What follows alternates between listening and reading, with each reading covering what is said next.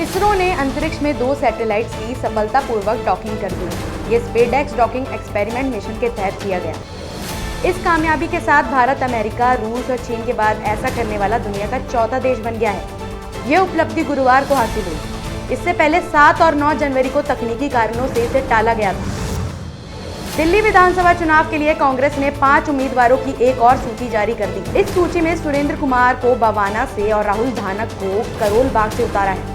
ये दोनों ही सीटें अनुसूचित जाति के लिए आरक्षित है। इसके अलावा रोहिणी से सुमेश गुप्ता, तुगलकाबाद से वीरेंद्र विदुड़ी और बदरपुर से अर्जुन भडाना को टिकट दिया गया है।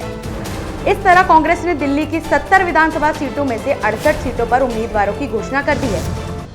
अमेरिका में जो बाइडेन प्रशासन का कार्यकाल खत्म होने वाला है। इससे पहले उनकी सरकार ने भारत को 2 बड़े तोहफे दे दिए हैं। अमेरिका ने इंदिरा गांधी परमाणु अनुसंधान केंद्र, भाभा परमाणु अनुसंधान केंद्र और इंडियन रेयर अर्थ्स पर लगे सभी प्रतिबंधों को हटा दिया है। ये अमेरिकी कंपनियों के विशेष सामानों के लिए निर्यात प्रतिबंध सूची के अधीन थी। केंद्रीय राज्य मंत्री रवनीत सिंह बिट्टू ने दिल्ली में डेरा डाल दिया है। बिट्टू ने एक जनसभा के दौरान आप सुप्रीमो अरविंद केजरीवाल पर जमकर निशाना साधा। उन्होंने कहा कि पंजाब की जनता अरविंद केजरीवाल से त्रस्त है। केजरीवाल ने पंजाब को बर्बाद कर दिया है। सिंगापुर के राष्ट्रपति थरमन शनमुगरत्नम और उनकी पत्नी जेन यूमिको इतोगी भारत दौरे पर है। बुधवार को राष्ट्रपति भवन के प्रांगण में भारत की राष्ट्रपति द्रौपदी मुर्मू और प्रधानमंत्री नरेंद्र मोदी से मुलाकात की। इस राजकीय यात्रा का उद्देश्य भारत और सिंगापुर के बीच ऐतिहासिक, आर्थिक और सांस्कृतिक संबंधों को और मजबूत करना है। राष्ट्रपति थरमन शनमुगरत्नम का यह दौरा सिंगापुर और भारत के बीच बढ़ते द्विपक्षीय संबंधों का प्रतीक है। बांग्लादेश के सुप्रीम कोर्ट ने बुधवार को पूर्व पीएम और बीएनपी नेता खालिदा जिया को भ्रष्टाचार केस में बरी कर दिया है। सुप्रीम कोर्ट ने हाईकोर्ट के फैसले को पलटते हुए खालिदा की 10 साल सजा को खारिज कर दिया।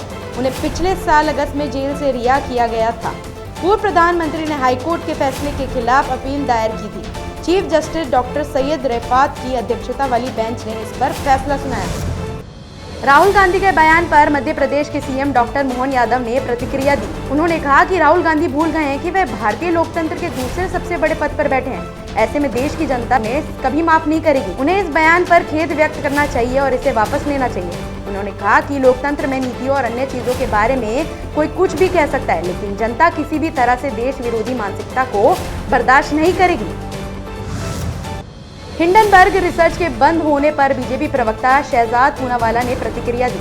उन्होंने कहा कि हिंडनबर्ग रिपोर्ट भारत की बढ़ती आर्थिक शक्ति के खिलाफ ली गई सुपारी थी। ये रिपोर्ट आर्थिक अराजकतावाद और आर्थिक आतंकवाद का एक प्रायोजित, संगठित, सुनियोजित और चालाकी भरा कृत्य था।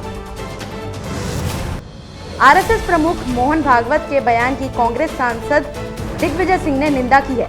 सिंह ने कहा कि उन्होंने देश के लोगों की भावनाओं को ठेस पहुंचाया है। उन्होंने महात्मा गांधी का अपमान किया, जिन्होंने अपना जीवन स्वतंत्रता संग्राम के लिए समर्पित कर दिया। जवाहरलाल नेहरू, सरदार वल्लभ भाई पटेल का अपमान किया। मोहन भागवत ने उनका अपमान किया है और इन्हें इसके लिए माफी मांगनी चाहिए। उत्तर भारत के ज्यादातर हिस्से कड़ाके की ठंड की चपेट में है। आज जम्मू कश्मीर के अनंतनाग और आसपास के क्षेत्रों में ताजा बर्फबारी देखने को मिली। वहीं राजस्थान, पंजाब, दिल्ली और उत्तर प्रदेश, मध्य प्रदेश जैसे मैदानी हिस्सों में दिन के तापमान में भी गिरावट देखने को मिल रही है। हालांकि आज दिन के तापमान में बढ़ोतरी जरूर हुई है, लेकिन मौसम के तापमान में यह उतार चढ़ाव का दौर अभी कुछ दिन बना रह सकता है।